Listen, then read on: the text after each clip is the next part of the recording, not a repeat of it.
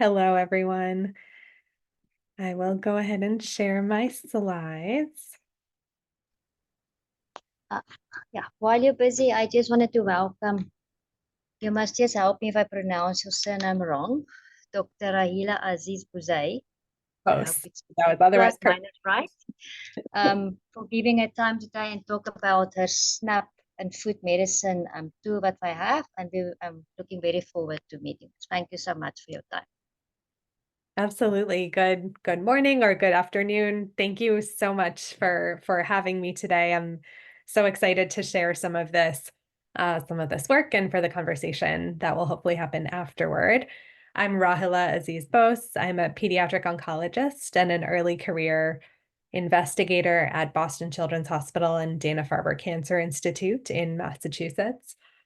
And I have a research interest in health disparities in cancer survivorship, and particularly thinking about the influence of nutrition and food insecurity on poor cardiovascular outcomes in childhood cancer survivors.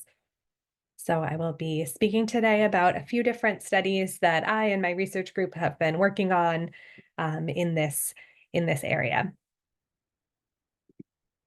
I have no conflicts of interest to disclose. One day, perhaps I will, but nothing yet.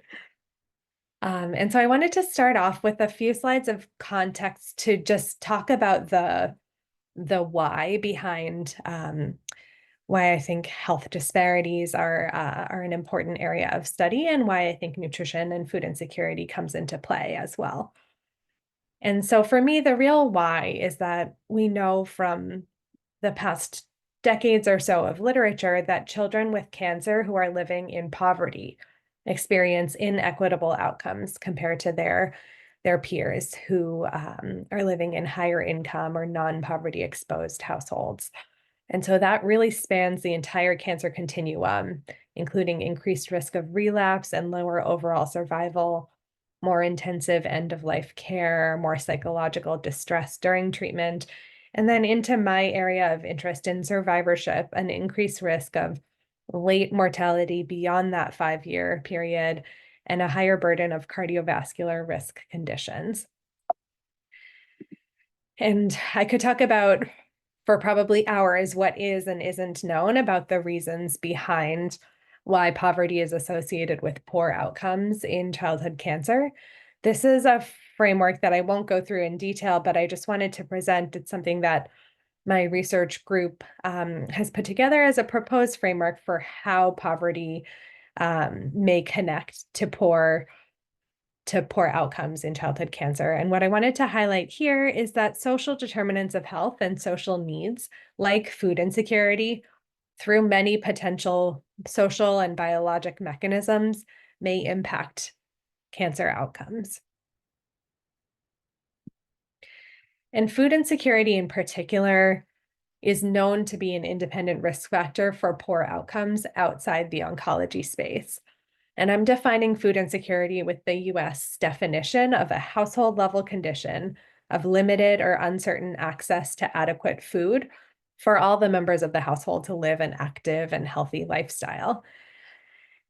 And the way that food insecurity is assessed can be a detailed 18-item questionnaire, or there's a validated 2-item screener where families are asked these 2 questions about worrying whether food would run out or food not lasting and not having money to get more. And this can identify food insecurity with a high degree of sensitivity and specificity. But as I said, there are really limited data on the connections between food insecurity and poor outcomes in pediatric oncology, which is something that I and my group are hoping to change. And specifically in the area of survivorship, food insecurity is important to consider for many reasons, one being that childhood cancer survivors have a markedly increased risk of cardiovascular disease and mortality, with a 7 times higher risk than their peers in the general population, and disparities in the burden of cardiovascular disease, with Black childhood cancer survivors over twice as likely than white childhood cancer survivors to die from cardiovascular disease.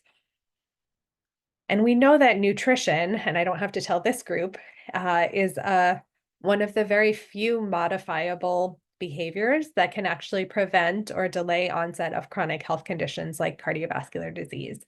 And there's emerging evidence in both adult and potentially in childhood cancer survivors that healthier diet can lower the risk of mortality and cardiovascular disease.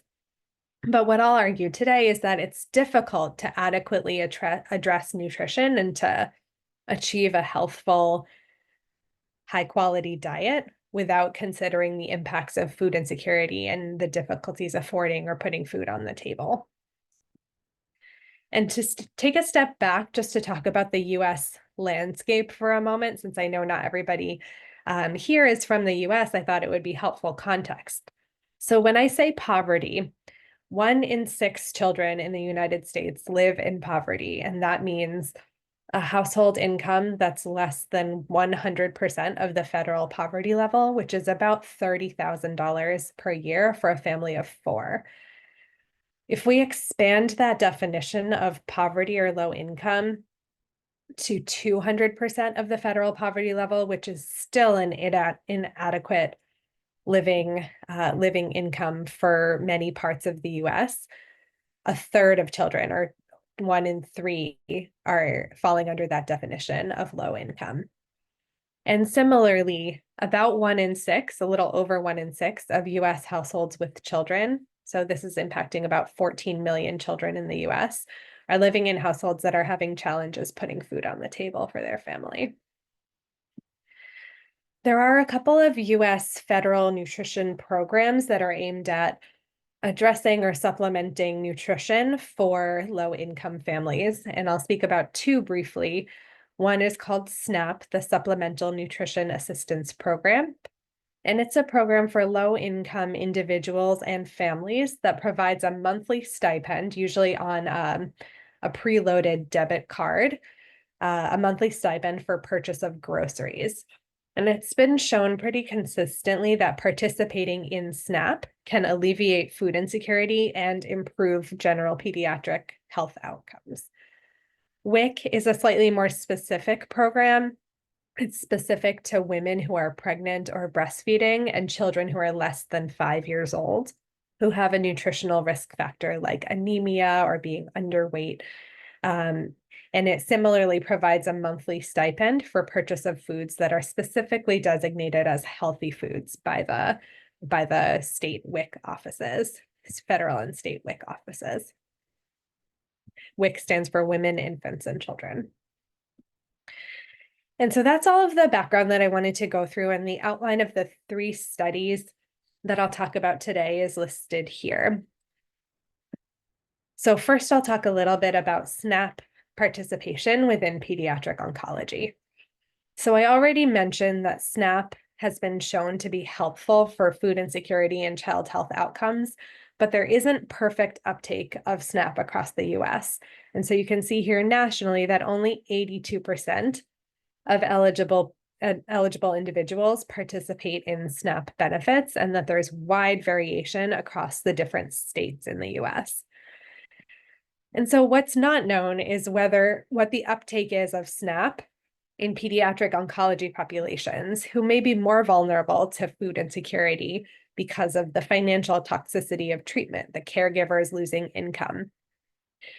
So that's not known, but it's very relevant to efforts to address poverty-related oncology disparities and address health equity. And so in order to address that knowledge gap, I designed a secondary analysis of a clinical trial cohort of pediatric patients with acute lymphoblastic leukemia. And they had 3 aims. They were very straightforward. The first was to evaluate the proportion of SNAP-eligible families who are participating in SNAP at diagnosis and 6 months into treatment, to evaluate the prevalence of food insecurity at diagnosis and 6 months into treatment, and then to look at the association between SNAP participation and food insecurity among a SNAP-eligible cohort to try to get a sense of whether participating in SNAP was alleviating food insecurity for these families. This study population was drawn from the Dana-Farber Cancer Institute clinical trial 16001, which was a consortium trial in enrolled children with newly diagnosed acute lymphoblastic leukemia at 8 centers across the US and Canada over a 5-year period. And for the purposes of this analysis, we restricted to just US patients, given the focus on US federal benefits programs. And the trial contained an embedded survey study of parent-reported social determinants of health. That was longitudinal, and so surveys were collected at 4 separate time points across the 2 years of ALL therapy. At diagnosis, about 6 months into therapy, I apologize, this arrow is not to scale, 6 months into therapy, 1 year into therapy, and 2 years or around the end of treatment.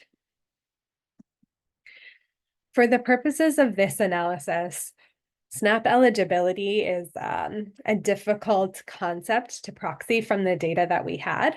SNAP eligibility is complicated and is not reliant solely on income, but also on assets, how much money somebody has in their bank account, how many people are in their household, whether there are individuals with disabilities in their household, what their immigration status is, et cetera. So that was difficult to glean directly from the data that we had. But what's been done before and what we used is using self-reported participation in other means-tested benefit programs like public Medicaid insurance, supplemental security income, or subsidized housing or utilities as a proxy measure for families that were likely low income and would be eligible for SNAP as well. And then food insecurity was defined as answers of either often true or sometimes true to either of these two questions. And participation in SNAP from families was self-reported on the survey in response to this question about whether their family was currently receiving any of the following supports. And one of the answer choices was SNAP or food stamps. And so I'm showing here the demographics of just the SNAP eligible cohort. There were 287 patients overall that were available for analysis in this US leukemia clinical trial cohort. About a third of them, or 105, were proxied to be SNAP eligible, and 182 were proxied to be not eligible for SNAP. And some of the demographics are listed here. And so I'll point out just a few things. This is just the demographics of the SNAP eligible or lower income cohort. And indeed, we identified a cohort that had a very low average income of around 89% of the federal poverty level. The threshold that the US government sets federally is that families with an average, with an annual income less than 130% of the federal poverty level are eligible for SNAP. And so we think that our proxy measure did identify a cohort that was very likely to be eligible on the basis of income. I'll also point out here that in the SNAP eligible or lower income cohort, children from historically marginalized backgrounds, Black and Hispanic children, were very much overrepresented. And that's due to really centuries of structural racism that have impacted the demographics of poverty in the United States. And as you can see listed here, the SNAP eligible cohort did differ on nearly every sociodemographic characteristic from the non-eligible cohort. There were no differences in child age or leukemia risk group, though there was a signal that there were more high risk or unfavorable biology leukemia patients in the SNAP eligible cohort as compared to the higher income non-SNAP eligible cohort. And so to get to the results of AIM-1 of this analysis, we found that many SNAP eligible families are not participating in SNAP. And so at diagnosis, as I mentioned, of the 287, 37% of these families were eligible for SNAP. And of those eligible families, only half were participating in SNAP at that time.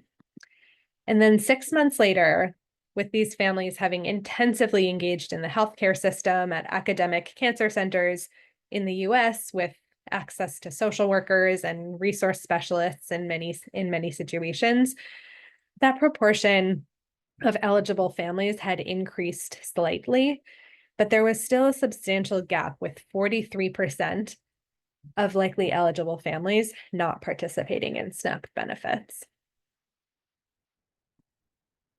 Other findings of note are that food insecurity was very, very common in this clinical trial cohort.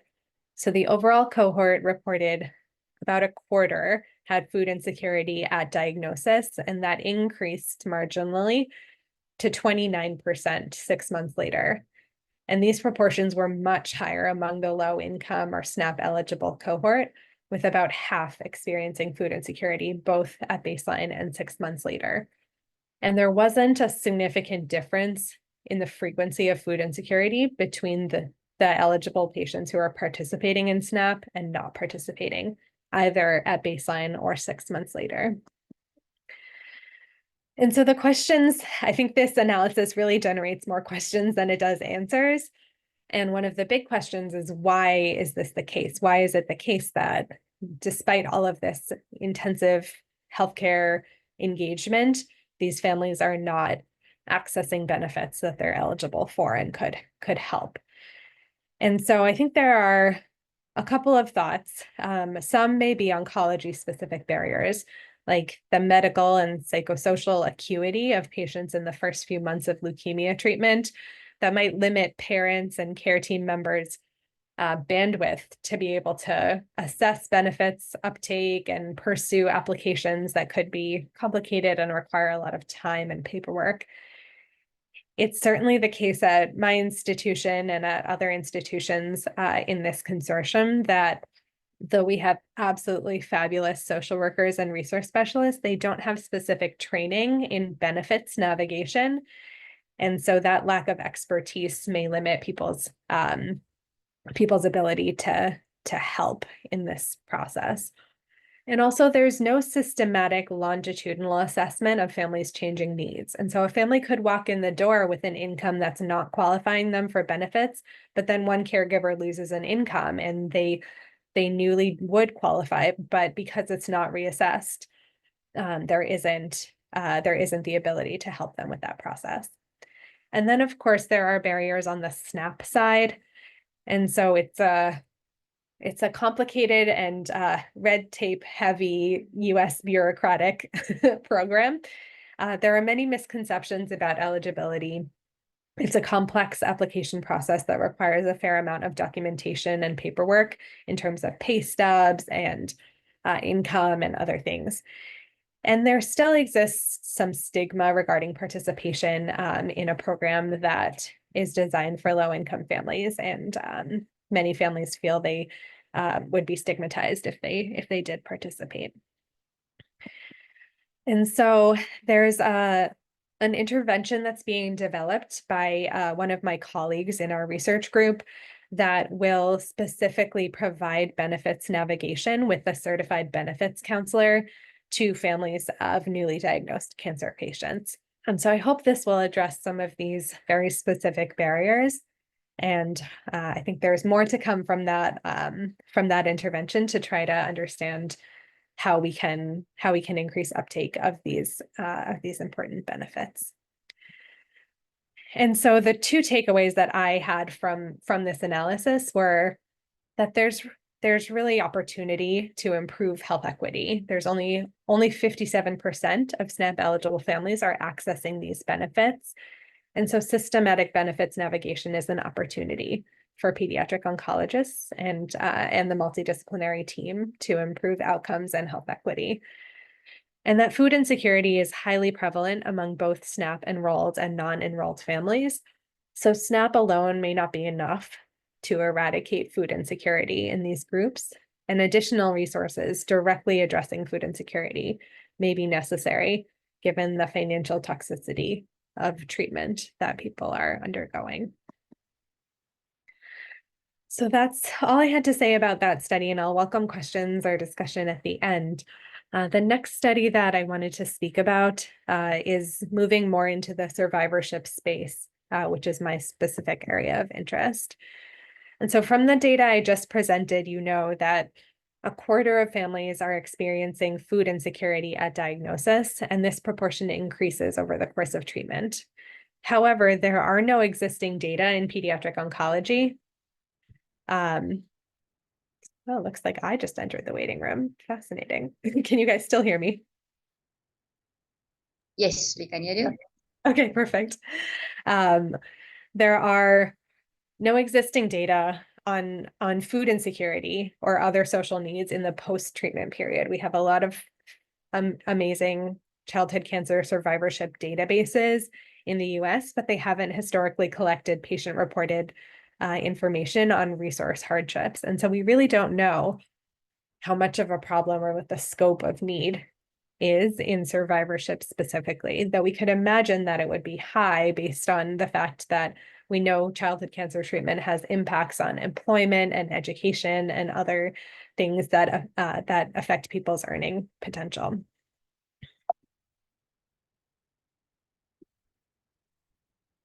And so to address that knowledge gap, I'm conducting another study called Renew, Researching Nutrition to Empower Wellness in Childhood Cancer Survivors.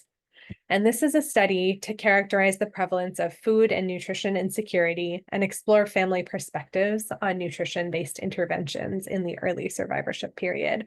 Really thinking about early survivorship as a transitional time where patients and families are looking to reestablish their new normal and could benefit from support in that process. And so the first aim of this study is, as I mentioned, to describe the prevalence of food and nutrition insecurity and its associations with dietary quality with a single time point survey. And secondly, this is a mixed method study with a qualitative subcohort in which we'll explore barriers and facilitators of healthy nutrition and perspectives on intervention through semi-structured interviews with 20 participants. And so thus far, we're in the process of enrolling. We've enrolled 104 of the planned 125 participants in the survey cohort, and the eligibility criteria are listed here. So really that early post-treatment period, children who are less than 1 year from completion of their treatment, and the treatment needs to have included chemotherapy or radiation, really trying to focus specifically on children whose treatment exposures may impact their nutritional status and or their future cardiovascular risk. We have a high consent rate to participation, and 96% of those consented have completed surveys and provided complete data on our exposures of interest. Some of the demographics of the cohort are listed here: 79% mothers, a spectrum of race and ethnicity that more or less reflects the patients who are treated at Dana-Farber Cancer Institute. And the child demographics are listed here: an average age of 8, average around 5 months from the end of treatment, 53% are boys, and hematologic malignancy patients are overrepresented in our cohort at the moment, largely because the neuro-oncology patients, many of them receive surgery only as their treatment, and thus are not eligible. So these are some of the interim findings. We assessed food insecurity on an even more detailed level with a questionnaire that could identify severity of food insecurity as impacting the adults in the household only. In other words, the adults in the household are restricting their intake or having difficulty affording enough food for themselves.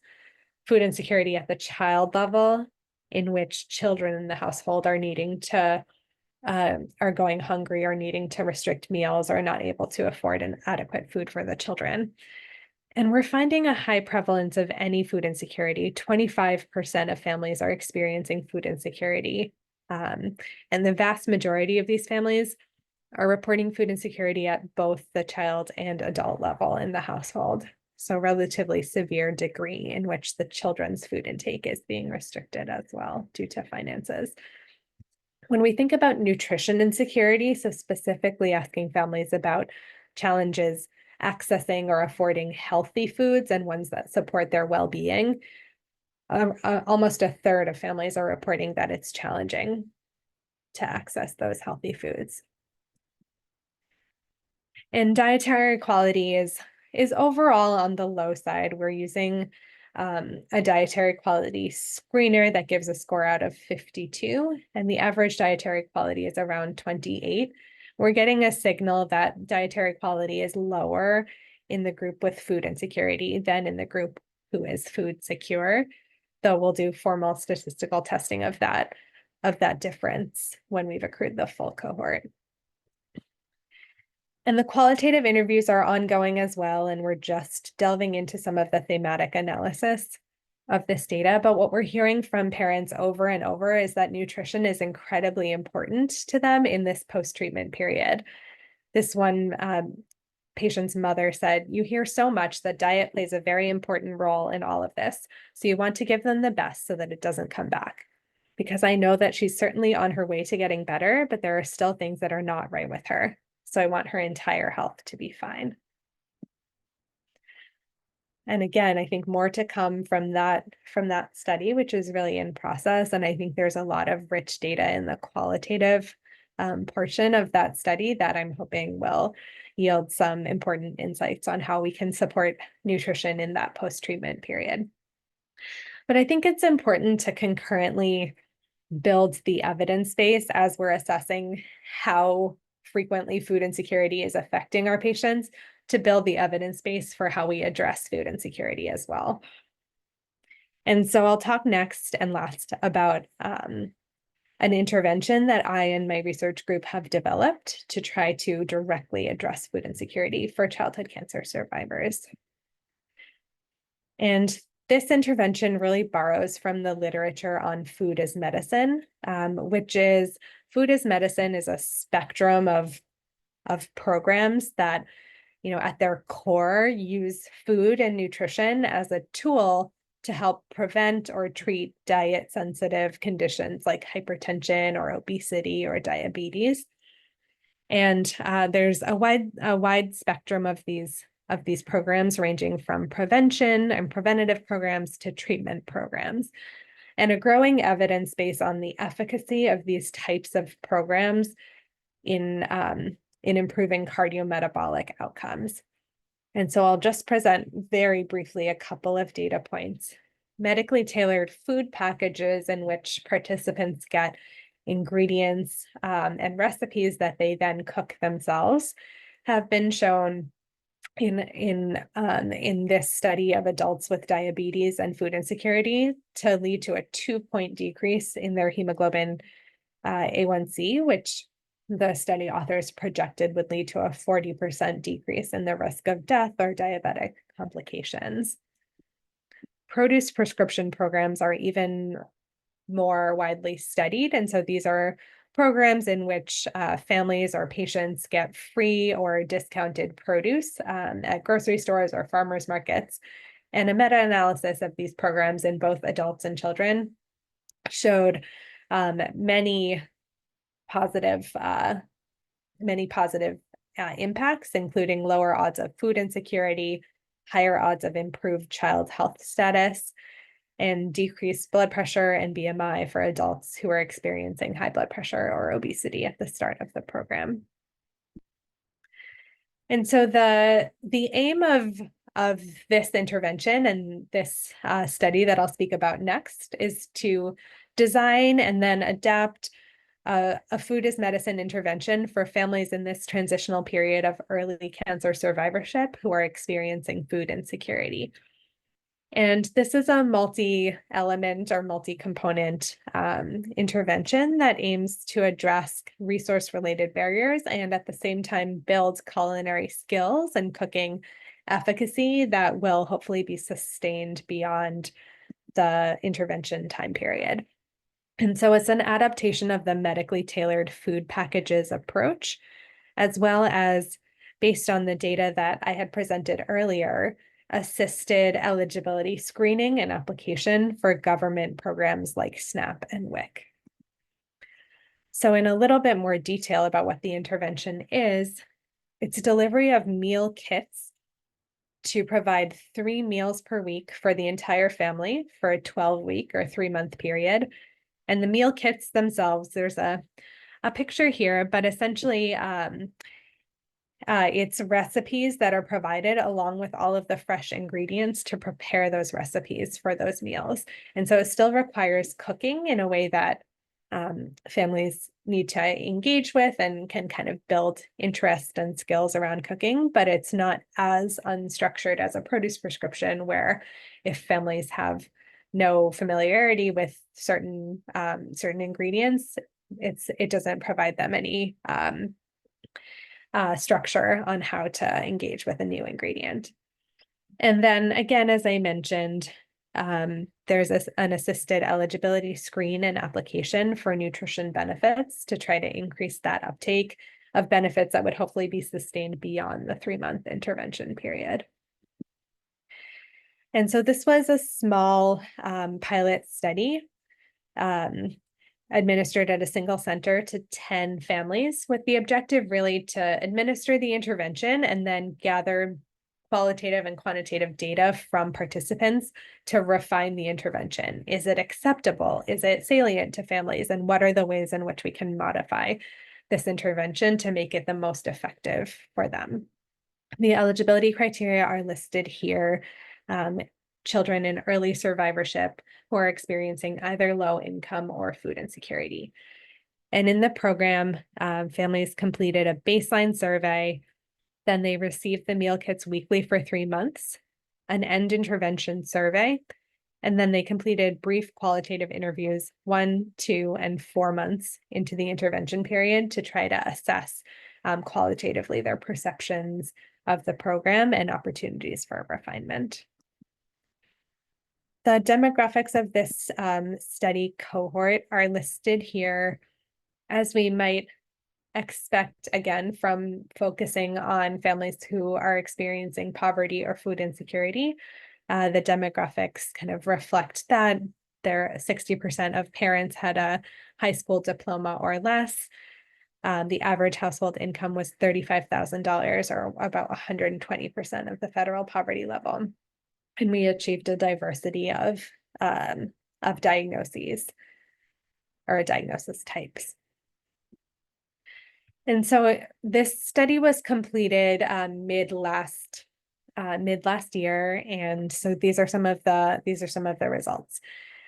So from an acceptability standpoint, 100% of families who are approached regarding the intervention consented to participation, and all of them stayed in the study and completed all study processes with 0% attrition. 100% reported that they would participate in CHEF, which is the name of the intervention again, and 80% would recommend to other families. 2 families said that they were neutral on that and indicated specifically it was due to concerns about non-recyclable packaging or the available meal options for the vendor that was used for the meal kits. This participant said, honestly, to say one word, and then she said a few words, I love it, that help of you arriving and having what to cook. You don't have to deal with going to the supermarket because you already have your meat, you have your food, you can prepare it yourself. Fresh ingredients, healthy ingredients. It is a lot of help for me. For me, the program is excellent. From a utilization standpoint of the intervention components, the meal kits were highly utilized. 97% of the meal kits were ordered, and over 95% of them were received and cooked.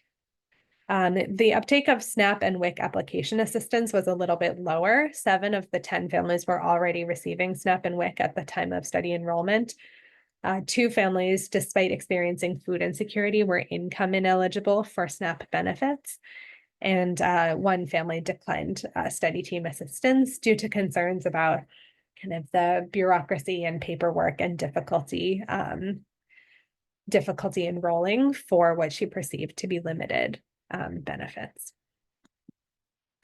In terms of salience to families, again, families could qualify on the basis of either low income or food insecurity. 9 of 10 families had food insecurity at baseline. That did decrease to 7 out of 10 at the end of the intervention, though, of course, it wasn't powered to assess differences in food insecurity. 90% of families, both at baseline and intervention, reported high levels of worry about their child's nutrition and prioritizing nutrition highly. And barriers to cooking at home that families reported were largely time, the cost of food, the cost of utilities, and the effort and energy that needed to be expended to cook. many of which are barriers that are directly addressed by the intervention. And then I have some of the qualitative data here, and that's where I'll end. So from a standpoint of refining the intervention, we wanted to know, was this meal kit approach acceptable to families, or would pre-made meals or produce prescriptions be more acceptable? And I'll just read some of these quotes here. For me, meal kits worked great. One, because I really don't fancy going to the grocery store. Two, I don't also fancy pre-made meals. I would really prefer to do it myself. I want to mix it in the pan and I want to saute it. That's how I like to do it. Another participant said, I personally enjoy cooking for my family. I didn't like feeling like I couldn't anymore through a lot of it, meaning a lot of cancer treatment.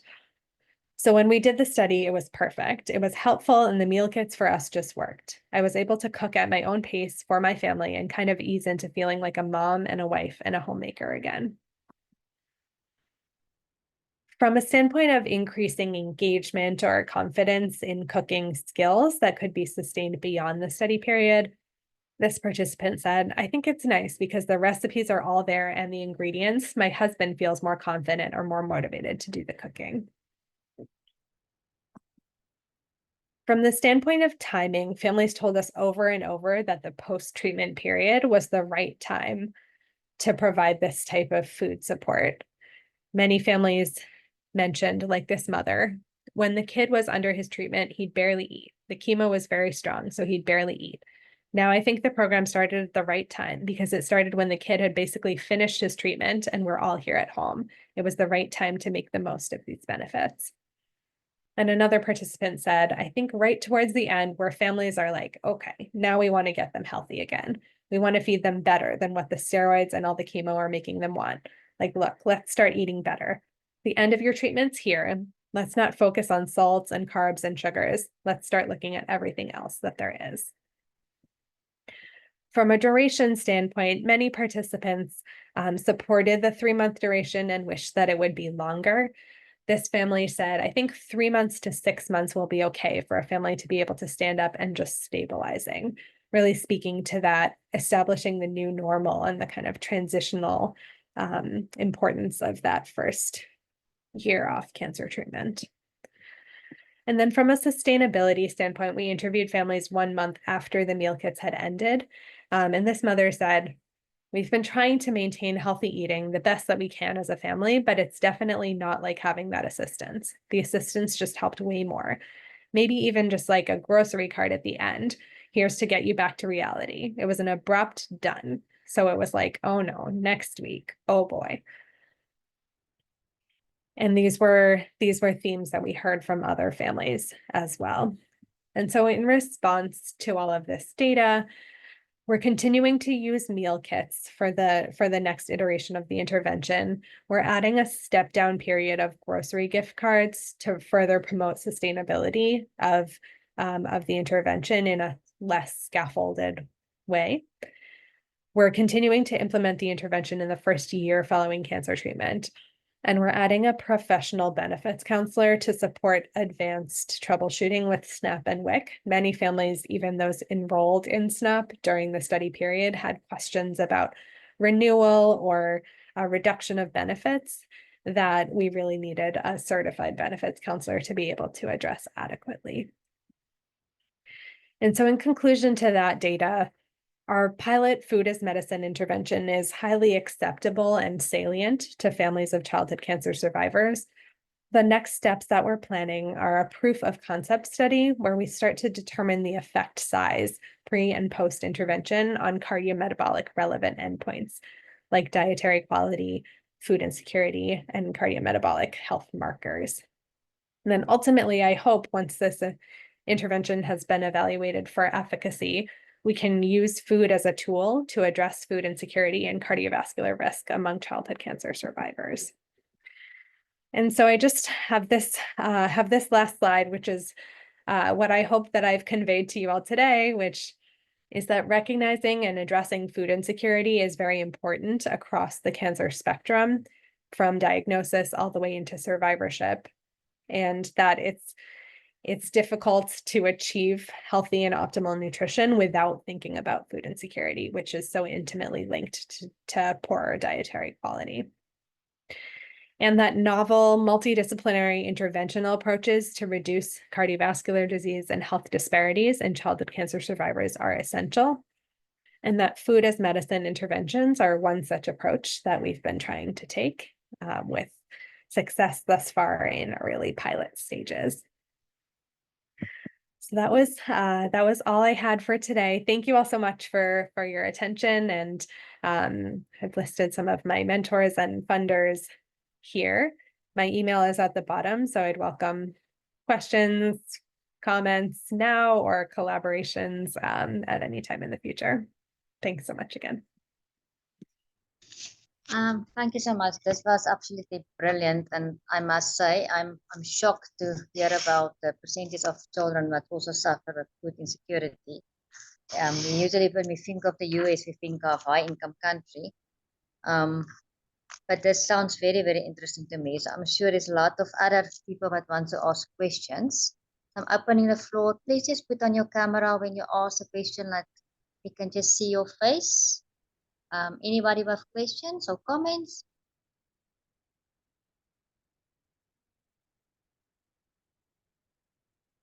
And I would be very interested. I know this is an international audience, to hear a little bit about what sort of hunger and food insecurity and nutrition considerations people have in other parts of the world.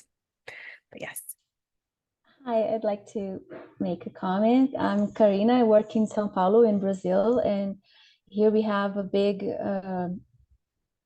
problem with food insecurity, and it's gotten worse in the last few years. We were out of the hunger map, the world hunger map, and then now we came back to it. So it's a big problem, and I just wanted to comment that I've been doing a study, and we included food security questionnaires in it, and we are having a way better idea now as nutritionists how big a problem this is within our population, even though they are assessed by social workers and given all of the support that they need to get benefits. And Brazil has very good federal programs in this area, but it's not enough. And it's important. We've seen as dietitians, we weren't really paying attention to this before. And now we work closer with the social workers, just identifying those patients, because they're not using those specific questionnaires. I think they're asking about other things. And I think just how important it is to the whole team to just really be aware of this and reassess this, as you said, systematically, so you know the family changes, because treatment has a huge impact. And yeah, just thank you so much for your lecture. It was really, really good. It was very interesting to know. As Judy said, I didn't know how big of a problem that was in the US. And I didn't know about the programs that you had, the government ones. Very interesting. Yeah, no, thank you. Thank you so much for those comments. I completely agree. I think historically people have been kind of siloed in that social work thinks about one set of things, and nutrition thinks about one set of things, and the oncologist is thinking about another set of things. And I do think that all of those disciplines need to work together to think about the impact of food insecurity, because it has impacts on every single one of those domains. So. Yeah, and here another important thing that I was thinking when I was listening to your lecture is, here we have programs of giving out those, we call them food baskets, just basic ingredients to patients, and how important that is to connect with the nutrition team to know who's getting that and provide guidance on how to use those ingredients in a healthy way. Yeah, exactly. Yeah. Exactly. And, and collecting this data, I think, is so important to try to justify the interventions and the scope of need. I think we're sadly still at a point where we have to justify that, there is need. And so that's part of the work that I'm trying to do in the US is, understand the scope of need so that we can justify these interventions. And I saw that Imam made a comment about undernourished patients with micronutrient deficiencies, which is so interesting. That's, you know, an area of malnutrition that is not as common in the US. Is, you know, if anything, oftentimes the sort of malnutrition spectrum is leaning on the side of weight gain and having a lot of processed and junk foods during treatment due to chemotherapy changes and chemotherapy kind of taste changes and steroids. And so a lot of patients gain a substantial amount of weight during treatment and then have a very hard time losing that weight or getting back to a healthy BMI. So it's certainly a spectrum of challenges, but many of them are addressed, I think, in similar ways of providing healthy foods directly to patients who are experiencing these challenges.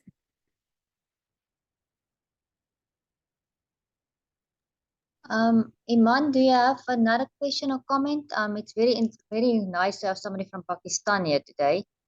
So do you perhaps know the percentage of children with you that have food insecurity, or you think it's a majority? Yes, we thank you for appreciating my presence here. We do see a lot of patients with definite issues of food insecurities because we are living in a low middle income countries, and majority of our patients with malnutrition have undernutrition. Absolutely. Thank you. Any other questions, comments from somebody else? We did a study in South Africa, but 5 of the units, and then our poverty and hunger we did look at poverty and hunger. So we had the hunger scale, what I call it, questionnaire that was validated in South Africa many years ago. So it is 8 questions.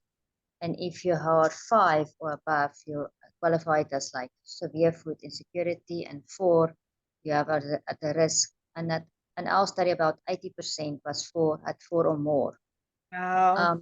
So, and that was quite interesting. And then, like Karina said, the social workers asked different questions. So then I would tell them, these patients need help. And then they say, no, but I get a grant. So a grant is from the government, a small amount of money per month for a child under 12. But it's not enough to look after everybody and pay for transport to the hospital. So with that, we're trying to convince the people that give us money for transport and food and groceries to increase it, because it doesn't help to look at, you have, for example, a cell phone, you have a TV. It doesn't help to look at that. You need actually money every month to look after your family. Absolutely. And I think going back to that framework that I presented at the very beginning, you know, these resource needs have impacts both directly in accessing the healthcare system and being able to come to your appointments and pick up your medications, but also through the kind of biologic pathway of the stress that it puts on your system to not have enough food or to not have enough resources. And I think that there's real questions about whether that leads to chemotherapy resistance or other kind of whether that's part of the pathway of poor outcomes. Is that poverty is both sort of socially and behaviorally and biologically impacting patients and families. Yeah, definitely. Is there anybody else with comments? And I just want to say that I think this kind of study is really important to be done everywhere as much as we can to show those impacts, and because that can actually change public policies for in a lot of different places if we show the impact of that, and maybe specific public policies made for this population can be done at a government level and expand access to everybody. Couldn't agree more. Yeah, I agree, Karina. I think through the network we can maybe contact you and see how many people we can get involved. And the more information we have, the better our chances. Because I mean, we're trying by one way to convince WHO to give supplements to cancer children with SAM. So if we have that information of the poverty, something that also really will be helpful. Yeah, I would really welcome collaborating with anyone and thinking about this problem from a more policy standpoint. So please reach out at any time if you're interested. Okay. Thank you so much again for having me. Okay, thank you. So Iman also said they don't have any support from their government. So yeah, I think the more we work on policies, the more we're gonna get. Yeah, and understanding that this hopefully will, positively impact cancer outcomes, which is something that, we all want. Exactly. Thank you so much for your time and my excellent presentation and excellent research. And you got us all now thinking about the way ahead. But thank you so much. It was recorded, so it will be on YouTube within the next week. So for those who missed it, and yeah, we will definitely be in touch to see how we can collaborate with you and maybe do it at some of our centers to get more information. Absolutely. Please do reach out. Thank you so much. Bye-bye. Bye-bye, everybody. Bye, everyone. Bye.